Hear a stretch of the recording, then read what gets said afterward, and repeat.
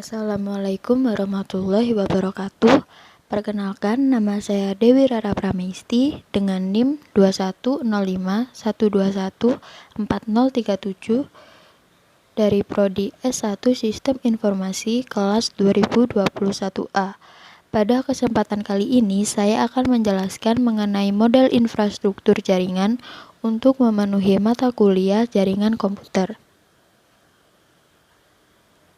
Untuk yang pertama, kita akan membahas apa itu jaringan komputer.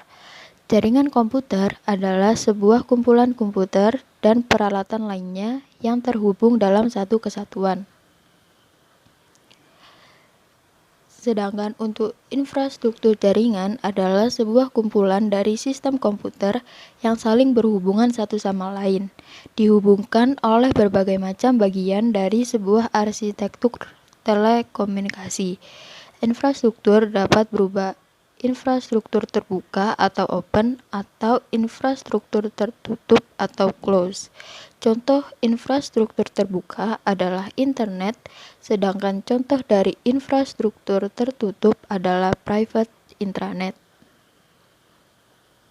Pembagian jaringan dibagi menjadi 5, yaitu yang pertama berdasarkan cakupan atau jangkauan geografis, yang kedua berdasarkan akses, dan yang ketiga untuk berdasarkan cara membangun, yang keempat berdasarkan penggunaan kabel, dan yang terakhir yaitu berdasarkan siaran atau castingnya.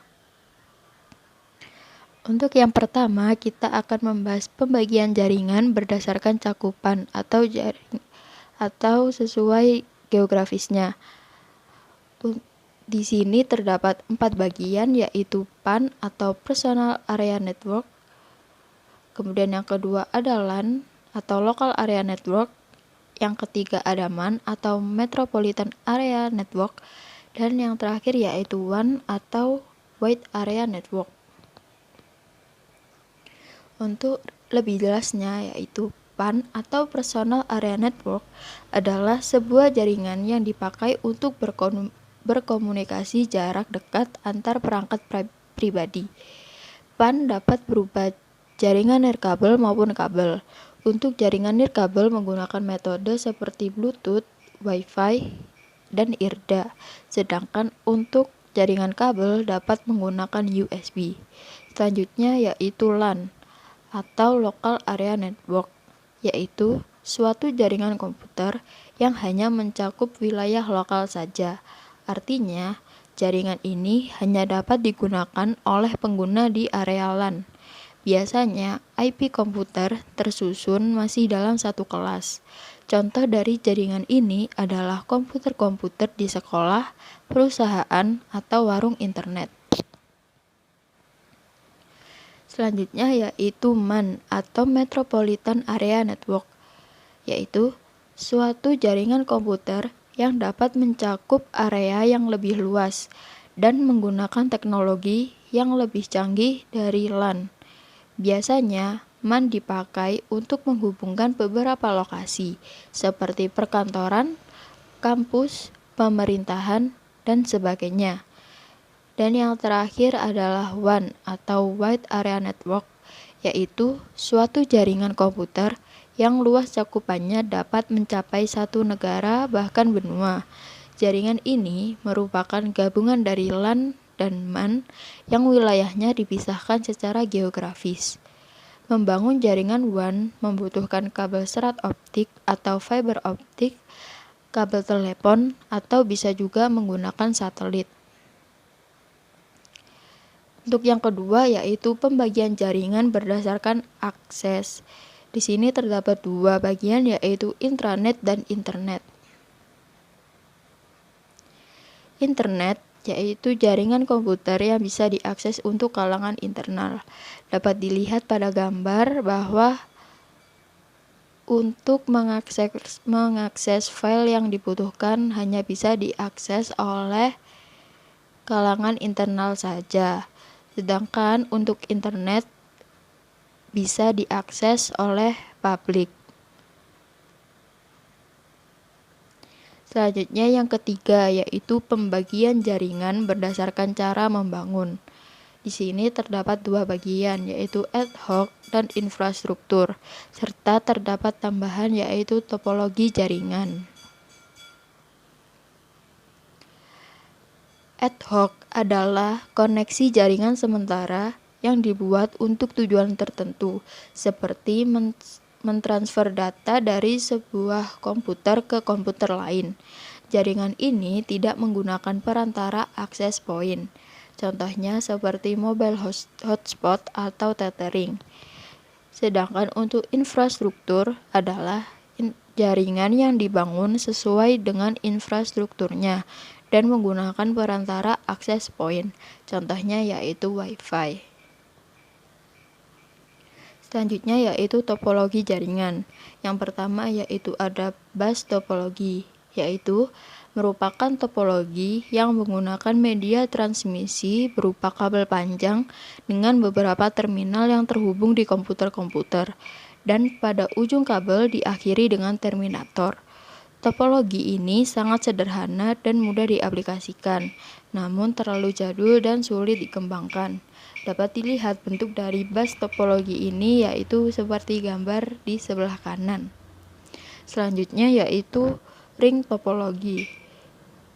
Merupakan topologi yang memiliki titik-titik dan fungsi dari titik-titik tersebut adalah sebagai repeater. Topologi ini memiliki performa yang lebih baik dari topologi bus, namun kinerjanya tergantung dari banyaknya titik atau node.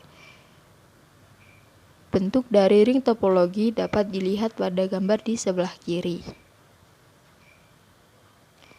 Selanjutnya yaitu star topologi. Merupakan topologi yang memiliki bentuk yang sama seperti bintang dengan hub sebagai media penghubung ke setiap perangkat komputer. Topologi ini bersifat fleksibel, namun jaringannya sangat bergantung pada terminal pusat. Untuk bentuk dari star topologi yaitu seperti pada gambar yang ada di sebelah kanan. Selanjutnya yaitu mesh topologi. Merupakan suatu bentuk hubungan antar perangkat atau PC di mana masing-masing perangkat terhubung secara langsung ke perangkat lainnya dalam jaringan. Topologi ini memiliki jalur pengiriman data yang sangat banyak, namun membutuhkan banyak kabel untuk membangunnya. Bentuk dari mesh topologi ini yaitu seperti gambar yang ada di samping kiri. Selanjutnya yang keempat yaitu pembagian jaringan berdasarkan penggunaan kabel. Di bagian ini terdapat dua yaitu jaringan berkabel dan jaringan nirkabel. Jaringan berkabel atau wired network adalah sebuah jaringan yang berfungsi untuk satu komputer dengan komputer lain. Diperlukan penghubung berupa kabel jaringan. Kabel jaringan berfungsi dalam mengirim informasi dalam bentuk sinyal listrik atau komputer jaringan. Sedangkan jaringan nirkabel atau wireless network adalah teknologi yang dapat menghubungkan dua atau lebih perangkat untuk berkomunikasi tanpa harus menggunakan kabel dalam transmisi data.